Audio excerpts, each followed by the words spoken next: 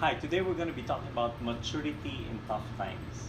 They say that the difference between the mature and the immature individual is for the immature, they just choose between two options. They just choose between good and bad options. And when I say good and bad options, that means that they always think what's good for me, what will help me advance in my career, what will make me get to the top, regardless of who and how they get to the top. And so when you talk about immature individuals, it's really more self-centered. What will serve me? What is good for me?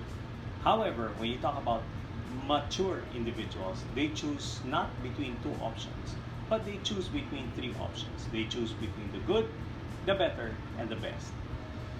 Now, it makes us wonder, do mature individuals, do they not see what's missing? Do they not see the bad situation? Do they not see the crisis? Do they not see the lack of resources available to them? They do. However, they choose to focus on what they do have. They choose to focus on the good. They choose to focus on opportunities that are open to them. But they're also never content. They also want to turn that which is good into something that can be better. And over time, they turn that which is better into something that can be the best. Not for themselves, but for the people that work with them, for the people that live with them. So when you take a look at this crisis that we are in today, it has provided something good for us. Whether you want to call it ECQ, whether you want to call it a lockdown, it has actually provided new disciplines, which are good. First discipline is what? It's work from home arrangements. Technology today has bridged work and life. Before, at the start of my career, I used to talk about work-life balance. But today, that is no longer an applicable term in the days that we live in. Today, it's now work-life integration. Because as we are working an 8 to 5 job, we can still be at home and be with the family. Not to say that you don't have the discipline anymore, you still do. Meaning to say, get up early in the morning, get ready for work, do the amount of work needed to finish the day. And then you can have time for your family.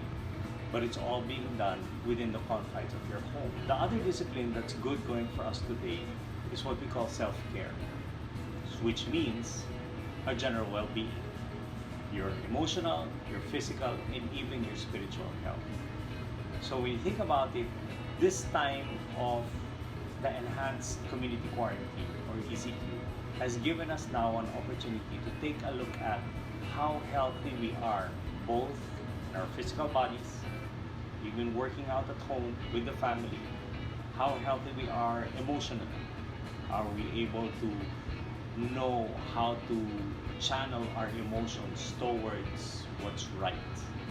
And also our spiritual well-being, a higher being.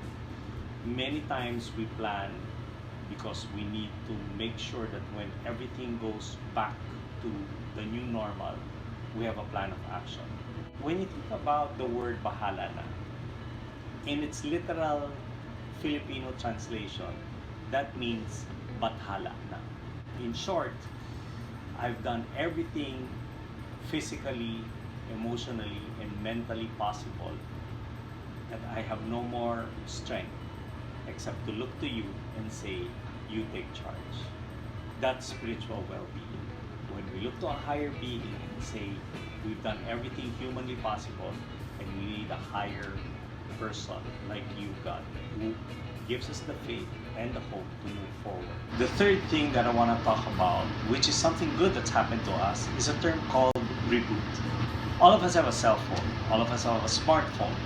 And when you want to upgrade to a higher platform or to a higher OS, what happens to your phone? After you've installed the new OS, it does a reboot. In other words, it locks down, it shuts off, it closes, and then when it opens, ta-da! You have a new OS with you that can take in more applications, that can do more. It's more powerful now. And in the same way for us, during this ECQ, actually rebooted ourselves. There are new skills that we've learned. Some wives have learned how to cut their husband's hair, and hopefully they're still together until this day. Some husbands have learned how to cut their own hair. Some have learned how to cook. I've learned how to do the grocery. I've learned that my daughters need different shampoos. Although the same brand, they have different variants. So I've learned that as a new skill, and I've accepted it because it's helped me now become a good husband, a good father to my family. I can now do the grocery. And I was forced into that, but the good thing about it is I learned a new skill. There are many things that we've learned how to do. Some of us have learned how to become fitness instructors online. Some of us have learned how to cook our own meals if we decide to get hungry in the middle of the night. These are all skills that have helped us as we rebooted ourselves. These three things are things that are good that has happened to us. But never be content. Keep on doing it. Keep the discipline so that you can turn these good things into something that can be better. And over time, it can be the best. Today, be the mature individual where you see that which is good, the opportunity, something good going for you.